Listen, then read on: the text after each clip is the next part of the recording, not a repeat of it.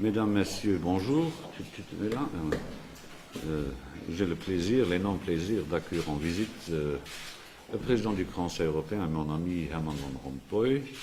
Nous nous voyons souvent, nous nous téléphonons souvent, mais de temps à autre, il s'avère nécessaire de se parler directement. C'est ce que nous avons fait jusqu'à maintenant et ce que nous allons poursuivre pendant le déjeuner. Nous avons fait un tour d'horizon de l'actualité européenne, échangeant les informations que nous pouvons avoir l'un et l'autre. Nous avons préparé le prochain Conseil européen qui aura lieu en octobre et nous avons fait le point de l'évolution de tous les dossiers relatifs à l'Union économique et monétaire, notamment celui qui concerne l'Union bancaire, où nous ne cessons d'accumuler les progrès. Mais le président vous en dira plus.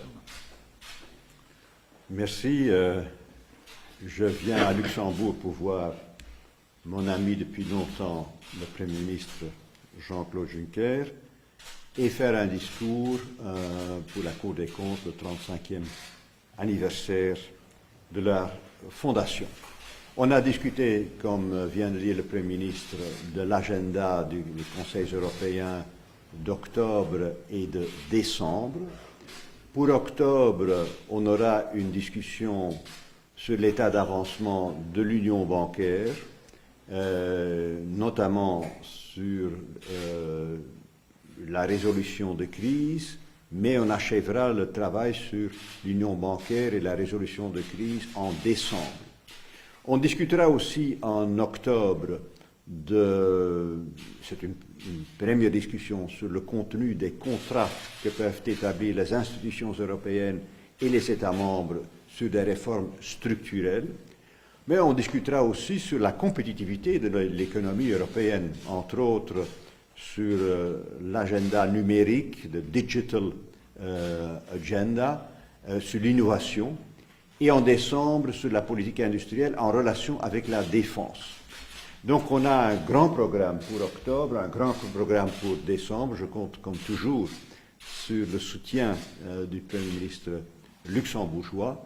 Avant la fin de mon mandat, en fin d'année 2014, j'aimerais, je dirais, terminer le rapport qu'on a fait ensemble d'ailleurs, le rapport sur l'approfondissement de l'union économique et monétaire.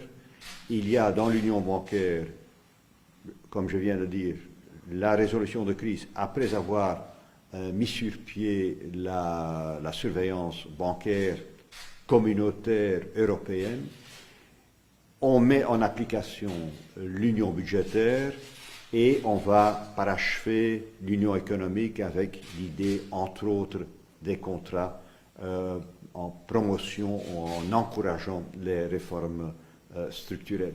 Si on a fait ce travail, la plus grande partie de notre rapport conjoint sur l'union économique et monétaire est en fait achevée.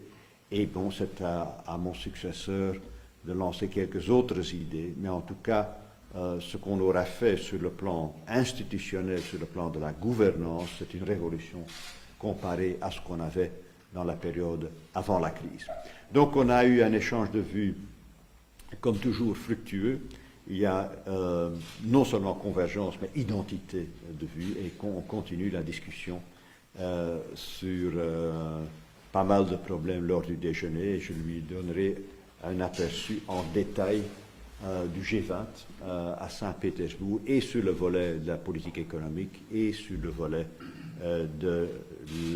disons, de nos attitudes, de nos positions européennes par rapport à la Syrie. Merci beaucoup. Ok, nous prendrions 2 ou 3 questions. Madame? Est-ce que vous allez discuter, ou sinon allez-vous discuter la possibilité de créer quand même un poste de chef d'Eurogroupe permanent? Non, on n'a pas abordé ce problème d'une façon incisive et particulière. Mais ma position est connue, je suis pour une présidence permanente de l'Eurogroupe, d'autres ne l'envisage pas de cette façon. Et nous verrons dans les programmes électoraux des partis politiques luxembourgeois ce qu'ils en disent. S'ils en parlent. Un parti en parlera sûrement. Oui. Je peux réagir au Français. Parce que le gouvernement luxembourgeois a été contacté par la Commission en ce qui concerne les taxes WULES. Oui. Est-ce qu'il y aura une enquête éventuellement? Oh non, il n'y aura pas d'enquête, mais enfin, c'est le ministre des Finances qui est en charge de ce dossier vieux de plusieurs mois. Je n'ai pas encore vérifié avec M. Frieden ce qu'il en est, mais il y a 3 pays qui ont été abordés par la Commission, notamment les Pays-Bas, je crois. Non, c'est un ongoing debate. Et ça vous inquiète? Mais non, cela ne m'inquiète pas particulièrement. Il est évident que sur un certain nombre de choses, nous devrions faire preuve de comprendre le point de vue des autres, à condition que sur certains points que nous allons mentionner, nous ayons l'impression que les autres nous comprennent. M. Barroso a dit hier que l'Union était sur la bonne voie pour sortir de la crise, mais que la crise n'était pas encore derrière nous. Vous partagez, vous deux, cet avis-là? J'ai trouvé les propos du président de la Commission lors de la présentation de l'état de l'Union particulièrement judicieux, mais pas, à vrai dire, novateurs. Nous savons tous que la crise n'est pas derrière nous. Nous avons accumulé de très réels progrès en matière de gouvernance et en matière de fonds. Et je crois que, suite au programme que le président a exposé, vous pouvez voir les grands axes de nos actions à venir. D'abord, ceci, quand il y a 9 mois, j'ai dit la crise existentielle de l'eurozone est derrière nous, certains s'en sont montés. La crise existentielle de l'eurozone est derrière nous. Là, on peut le faire, je veux dire, en toute certitude. Alors, mon propos était, s'il y a un rétablissement de la confiance dans notre monnaie, dans la zone euro en tant que telle, la confiance économique reviendra, mais ça prendra du temps. On est maintenant au moment où on peut dire que la récession en tant que telle est sur la phase de se terminer et l'année 2014, selon toutes les prévisions, sera une année de croissance positive pour pratiquement tous les pays, non seulement de l'eurozone, mais aussi de l'Union européenne. Elle ne sera pas si forte qu'on l'espérait, mais c'est un changement par rapport à la période douloureuse qu'on a connue pendant quelques années. Ceci étant dit, il y a encore une 3e étape, et là on n'y est pas encore. C'est-à-dire qu'après la croissance économique, il faut avoir une reprise au niveau du marché du travail.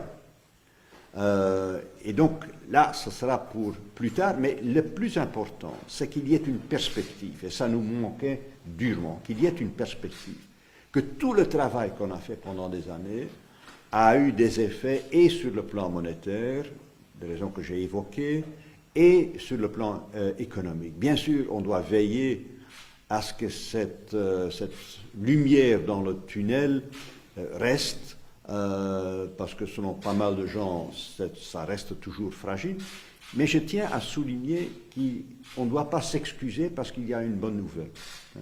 Je sais que ça devient de plus en plus politiquement incorrect de dire qu'il y a de bonnes nouvelles. Il y a de bonnes nouvelles, mais il faut bien sûr toujours veiller à ce que ça dure.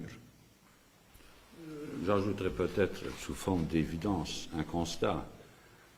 Lorsque je me replace dans le contexte des débats que nous avons eus en septembre et en octobre 2012, nous nous voyons souvent pour évoquer la question de la sortie de la Grèce de la zone euro, puisque tout le monde disait, voilà, la Grèce ne peut pas rester membre de la zone euro. Nous nous interrogeons sur les conséquences que cela aurait pu avoir, tout en étant d'accord sur le fond que l'événement dont je parle ne devrait pas se passer. Donc sur ce point, c'est la crise existentielle, la survie même de la monnaie unique et de la zone euro. Oui, c'est un stade que nous avons heureusement dépassé. Nous étions souvent sur ces points en minorité. Ok, merci. Merci.